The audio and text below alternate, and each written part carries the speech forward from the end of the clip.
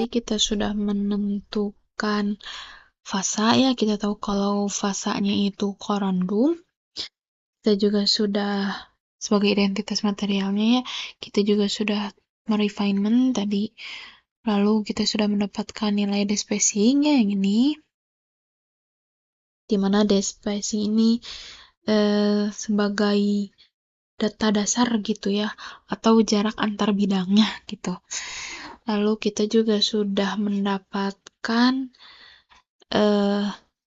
nilai indeks Miller yang ini, yang HKL ya, yang HKL ini, dimana HKL ini sebagai identitas dari bidangnya gitu ya.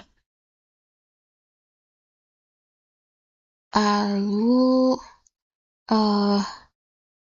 kita juga sudah mengetahui gitu ya tadi kalau parameter kisinya itu rombohedral, bisa kita buktikan dengan kita mengecek HKL di fasenya gitu ya. Fasenya kan udah pasti gitu ya. Nah, di sini nilai HKL fase itu ada yang 200. Nah, ini pada puncak ke-7 gitu ya. Yang ini tuh membuktikan kalau puncak yang terdeteksi sebagai korundum itu ada di puncak ke-7 yang ini gitu. Langkah pertama yang akan kita lakukan setelah memindahkan data-data yang kita perlukan ke Excel adalah mengisi nilai-nilai berikut gitu. Nah, nilainya ada ini ya. Yang pertama kita kan sudah memperoleh nilai 2 theta. Kita menentukan nilai tetanya dulu, dimana caranya yaitu 2 theta sama kita dibagi 2 gitu. Lalu kita drag rumusnya ke bawah. Karena sudut biasanya dalam satuan radian, kita ubah menjadi radian juga. Lalu kita drag ke bawah. Selanjutnya kita menentukan FWHM gitu, dimana FWHM ini akan kita gunakan nanti untuk ukuran kristalit. Nah, caranya yaitu menggunakan SQRT atau akar dari sigma kuadrat sama kita ditambahkan dengan nilai gamma. Lalu kita drag ke bawah. Nah, karena tetanya dalam nilai radian, jadi FWHM-nya juga kita ubah ke radian gitu. Setelah itu kita menentukan nilai sin tetanya terlebih dahulu ya.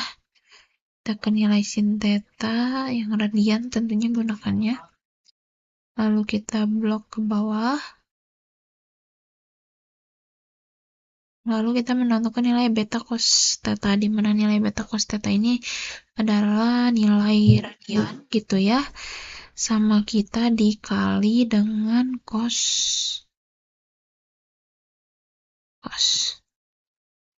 dengan nilai cos dari theta. Yes. Lalu kita drag ke bawah, baru kita menggunakan ukuran kristalit. Ukuran kristalit ini ditentukan menggunakan hukum Scarer, di mana rumusnya itu adalah konstanta Scarer 0,9 kita kalikan dengan panjang gelombang dari source type yang kita gunakan. Source type yang kita gunakan itu kan tadi Cu ke alfa, di mana nilainya itu 0,15406.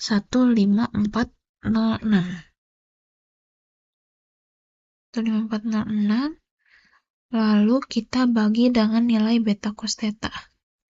Enter dan kita drag ke bawah. Setelah itu kita tentukan average-nya. Nah, ini average-nya dari ukuran kristalit. Jadi ukuran kristalit rata-rata yang kita temukan gitu ya, bisa kita ukur dari diffractogram hasil analisis korundum itu adalah 1,49 nanometer. Jadi ukuran kristalitnya rata-rata segini gitu ya. Setelah mengetahui ukuran rata-rata dari kristalit, kita akan mencari nilai strain-nya atau nilai regangannya. Nah, caranya yaitu kita blok dulu data sin theta sama beta cos theta, kita buat jadi chart tipe sketcher gitu ya. Lalu kita ke quick layout dan kita ubah supaya muncul persamaannya gitu. Nah, ini kita beri nama dulu, namanya Kurva strain. Untuk sumbu X-nya kita beri nama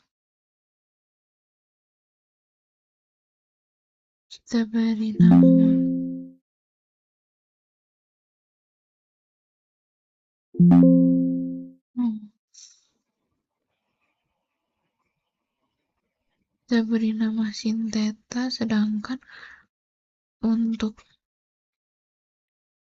sumbu Y-nya kita beri nama beta cos theta. Nah, nilai strain itu kita tentukan melalui penurunan dari hukum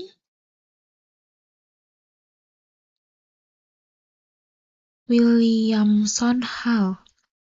Jadi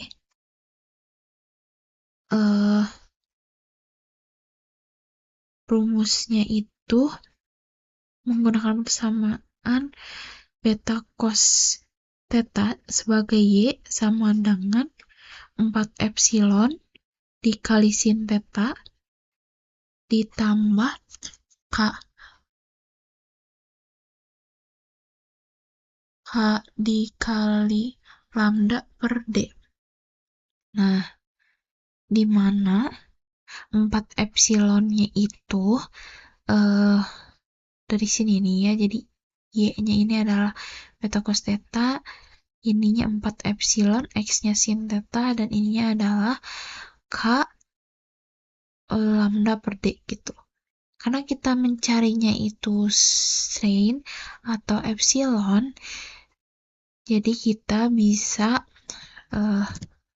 menentukan nilai strain dengan cara membagi nilai ini gitu ya, nilai M atau gradient 0,1586 kita bagi dengan 4 karena tadi kan 4 epsilon ya. Nah, diperoleh 0,0396 nilai strain-nya, di mana nilai strain ini itu menyatakan distorsi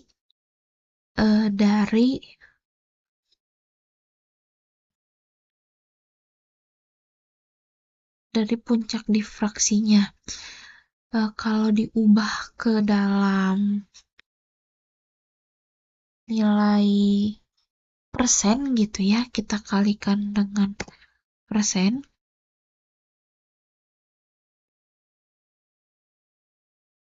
3% ini itu cukup tinggi, artinya distorsinya itu cukup tinggi. Tetapi umumnya pada analisis XRD itu nilai strain-nya berupa microstrain. Karena sebelumnya satuannya nanometer, jadi kita perlu mengubahnya dulu dengan dibagi oleh 1000. Nah, seperti ini ya. Sehingga dari ukuran kristalit dan microstrain itu kita bisa tahu pelebaran puncaknya cukup besar gitu. Mungkin sekian video Kali ini kita akan lanjut ke tahap terakhir dari analisis menggunakan diffractogram hasil XRD, di mana tahap terakhir itu adalah penentuan struktur kristal yang akan disampaikan pada video berikutnya.